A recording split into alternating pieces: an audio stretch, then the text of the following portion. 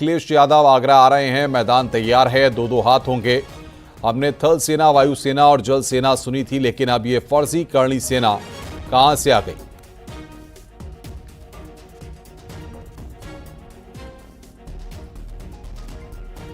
अगर तुम ये कहोगे कि हर मस्जिद के नीचे एक मंदिर है, तो फिर हमें ये कहना पड़ेगा कि हर मंदिर के नीचे एक बौद्ध मठ है और तुम उन्हें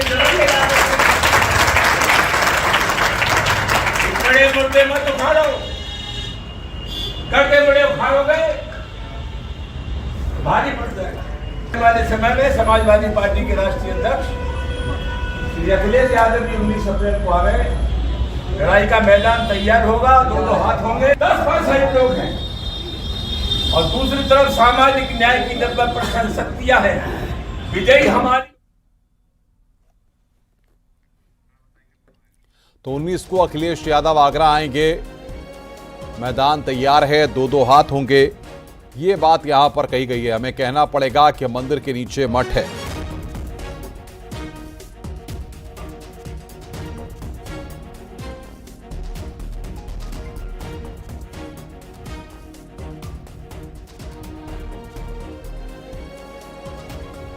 समाजवादी पार्टी के सांसद रामजी लाल सुमन का विवादित बयान यहां पर सामने आया है। एक बार फिर सुनवाते हैं आपको, सुनिए जरा।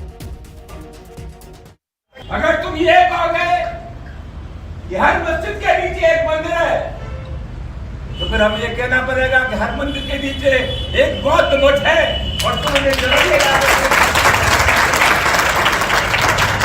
बड़े मुद्दे मत उखाड़ो। करते बड़े उखाड़ोगे भारी पड़ जाएगा। आने वाले समय में समाजवादी पार्टी के राष्ट्रीय अध्यक्ष श्री अखिलेश यादव की 19 अप्रैल को आ रहे, लड़ाई का मैदान तैयार होगा, दो दो हाथ होंगे, 10% लोग हैं और दूसरी तरफ सामाजिक न्याय की 90% शक्तियां हैं। विजयी हमारी होगी, कोई भाई का लाभ हो नहीं सकता। तो 3 सेना है, ये फर्जी करणी सेना कहां से आ गई? रामजी लाल सुमन का विवादित बयान सामने आया है। हमें कहना पड़ेगा कि मंदिर के नीचे मठ है। रामजी लाल सुमन ने विवादित बयान दिया है। हम आपको सुनवा रहे थे कि किस तरीके से गड़े मुर्दे मत उखाड़ो, भारी पड़ेगा। ये बात क्यों करें? मैदान तैयार है, दो दो हाथ होंगे। 3 सेना है, ये फर्जी करणी सेना कहां से आई, इसका उन्होंने जिक्र किया। हमें कहना पड़ेगा मंदिर के नीचे मठ है। समाजवादी पार्टी के सांसद रामजी लाल सुमन का यह विवादित बयान सामने आया है।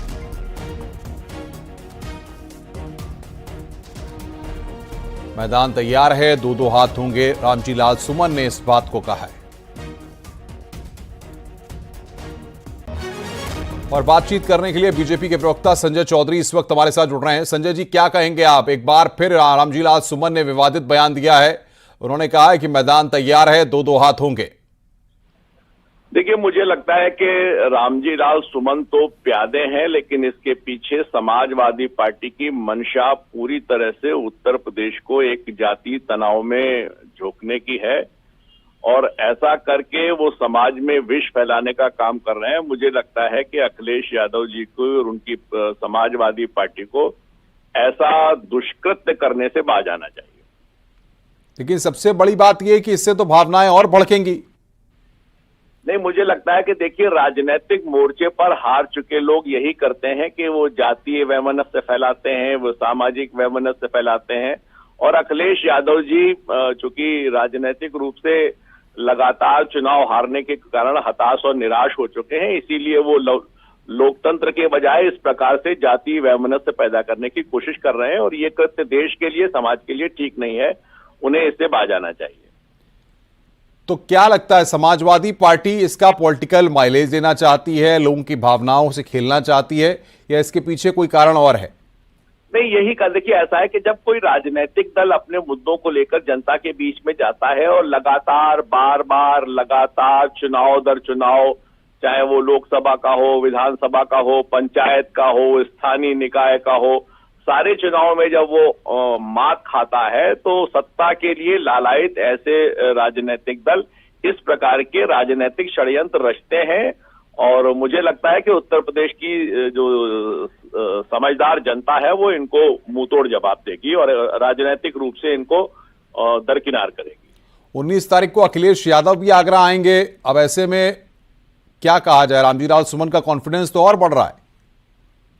नहीं, अब ये बढ़ रहा है या घट रहा है ये तो समय ही बताएगा, लेकिन मुझे लगता है कि जातीय वैमनस्यता की इस प्रकार की राजनीति करने से ऐसे राजनीतिक दलों का, देखिए इनका आधार ही वही जाति है। ये हमेशा जाति की बात करते हैं, ये हमेशा राजनीति में जाति को लेकर आते हैं, ये जातिवादी राजनीतिक दल हैं और इस प्रकार का लगातार वो षड्यंत्र करते रहते हैं, लेकिन जनता इनको निश्चित रूप से बेनकाब करेगी। इसलिए ऐसे लोगों के मूल प्रवृत्ति को समाज जानता है, जनता भी जानती है।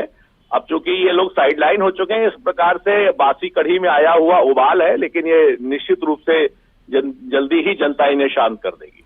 तो क्या माना जाए भारतीय जनता पार्टी की, क्योंकि उत्तर प्रदेश में सरकार है और वहां पर अगर इस तरीके से तो कोई एक्शन, कोई कार्रवाई देखने को क्यों नहीं मिलती है?